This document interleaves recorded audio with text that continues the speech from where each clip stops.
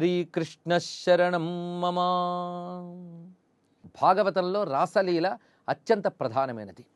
ఇది ఫలలీల అని వర్ణిస్తారు. అంటే సాధకుడైనటువంటి వాడికి కృష్ణానుభవం లభించడమే ఫలము, అదే సిద్ధి. అలాంటి సిద్ధిని సంబంధించినటువంటి దివ్యలీల, ఫలలీల, రాసలీల. అయితే రాసలీల అర్థం కావాలంటే దానిలో సాధనలో పక్వత ఉండాలి. అంతేగాని అసలు ఏ సాధన లేనటువంటి లౌకికులకి రాసలీల గురించి శ్రవణం చేయడానికి కూడా అర్హత లేదు. సాధన ఉండాలి, కృష్ణతత్వంపై రసజ్ఞత ఉండాలి, సాధనలో ఒక పక్వ దశకు వెళ్ళాలి. అటువంటి వారికి మాత్రమే రాసలీల, ఇది ఫలలీల. అయితే రాసలీల శ్రవణం మాత్రం పాపనాశనం.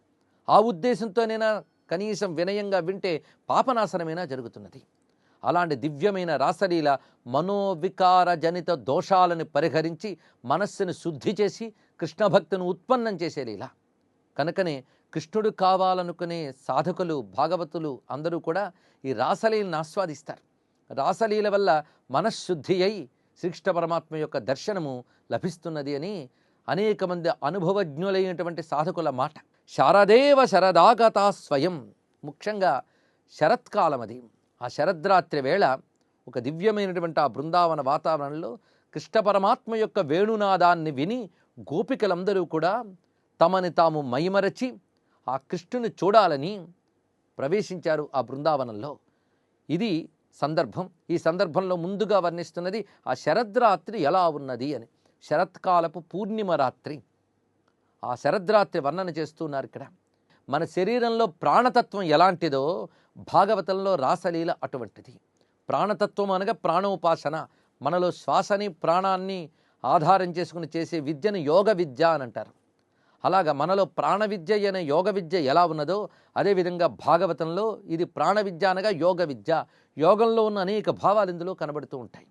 పైగా భాగవతంలో గోపికల యొక్క స్థితి, గోపికలను కృష్ణ పరమాత్మ అనుగ్రహించినది సాధనకి సంబంధించింది మాత్రమే కాదు, సాధనని దాటిపోయి సిద్ధిలో ప్రవేశిస్తున్నటువంటి రమ్యమైనటువంటి అంతరార్థములు ఇందులో ఉన్నాయి.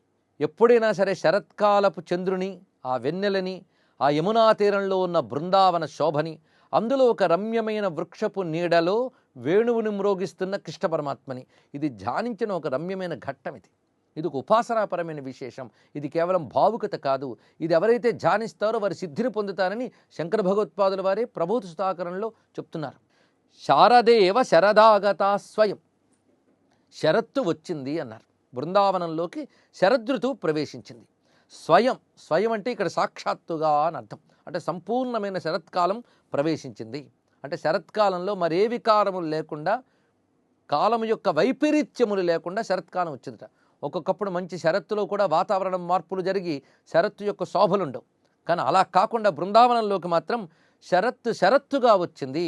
అంటే నిర్వికారంగా శరత్కాలపు లక్షణములతో కూడి వచ్చింది. అందుకే శరదాగతా స్వయం అన్నారు. పైగా స్వయం అనే మాటలో కూడా గొప్ప ఆంతర్యం ఉన్నది. ఎందుకంటే సాధన చేయడం వంతు మనదైతే భగవానుడి అనుగ్రహం స్వయంగా రావాల్సిందే. మనం బలవంతంగా భగవంతుడి నుంచి తీసుకురాలేం. ఎందుకంటే ఆయన జడతత్వం కాదు. జడాన్నైతే బలవంతంగా తీసుకురావాలి. కానీ చైతన్యమా తన ఇచ్ఛతో తాను వస్తుంది. స్వతంత్రుడైన వాడు స్వామి. అందుకే స్వయం అనే మాటలోనే స్వయముగా పరమాత్మ తన ఇచ్ఛతో అనుగ్రహించదలుచుకున్నాడు గోపికలను. అందుకే శరదాగతా స్వయం. ఆ శరత్కాలము వచ్చింది అంటే భగవద్ అనుగ్రహ సమయం వచ్చింది అని అర్థం. భగవంతుడు అనుగ్రహించే సమయం. ఈ అనుగ్రహం ఏమిటి? మనం దీని ముందు తరంగంలో, పంచమ తరంగంలోని మొదటి లీలని స్మరించాలి. వస్త్రాపహరణ లీల. అక్కడ గోపికలు కృష్ణ పరమాత్మ పతి కావాలని సాధన చేశారు. ఆ సాధనకి ఫలం ఇప్పుడు ఇస్తున్నాడు పరమాత్మ. అందుకు ఆ ఇచ్చినటువంటి దివ్యమైన ఫలానికి సంబంధించిన లీల ఇది. ఆ సాధనలకు ఫలంగా స్వయంగా వచ్చింది శరత్కాలము.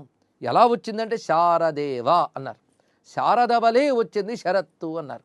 ఇక్కడ శరత్తు, శారద ఈ రెండు శబ్దములకి ఒక సామ్యమైనటువంటి వినికిడి మాత్రమే కాకుండా ఇందులో ఒక ఔచిత్యం ఉన్నది. శరత్కాలము స్వయముగా శారద వలే వచ్చింది అనగా సరస్వతీదేవిలా వచ్చిందట. ఎందుకంటే సరస్వతీదేవి తేటగా ఉంటుంది, తెల్లగా ఉంటుంది. శారద నీరదెందు ఘనసార పటీర మరాళ మల్లికాహార అన్నారు కదా పోతన గారు. అలాగే శారద నీరద ఆ శరత్కాలపు వెన్నెల వలె శారదాంబ ఉంటుంది గనక శారదాదేవి వలె వచ్చింది శరత్కాలము అన్నారు. ఇక్కడ మనం భావన చేసినప్పుడు శారదాదేవి వలని ఎందుకు అన్నారు, ఇది కూడా మనం శ్లోకం పూర్తి చేసుకున్నాక చెప్పుకుందాం. తారకోదయ విశేష భాసుర. ఆ శరత్కాలం తేటగా ఉన్నది గనక ఆకాశంలో నక్షత్రాలు స్పష్టంగా కనబడుతున్నాయి. శరత్కాలపు రాత్రి అని చెప్పడం కోసం తారకలు ఉదయించి ఉన్నాయి, అవి విశేషముగా ప్రకాశిస్తూ ఉన్నాయి. వారితేషు సలిలేషు, ఎప్పుడైతే నీరు వారింపబడిందో అన్నారు, అంటే వర్షాకాలం పోయింది, అంతవరకు కురిసిన వానలు ఆగిపోయాయి కనుక వానలు ఆగిపోయాయి అని చెప్పడం కోసం వారితేషు సలిలేషు, వర్షాలు కురియడాలు ఇంకా ఆగిపోయాయి. అప్పుడు ధీమతాం స్మారితార్థం అవభాసయత్యసౌ. ధీమతాం, బుద్ధిమంతులైన వాళ్ళు వర్షాకాలం అయిపోయింది గనక అప్పుడు తాము చెయ్యవలసిన పనుల గురించి ఆలోచిస్తున్నారట. అంటే శరత్కాల వాతావరణం ఎలా ఉన్నది అంటే నక్షత్రాలు ఉదయించాయి, అది రాత్రి సమయం.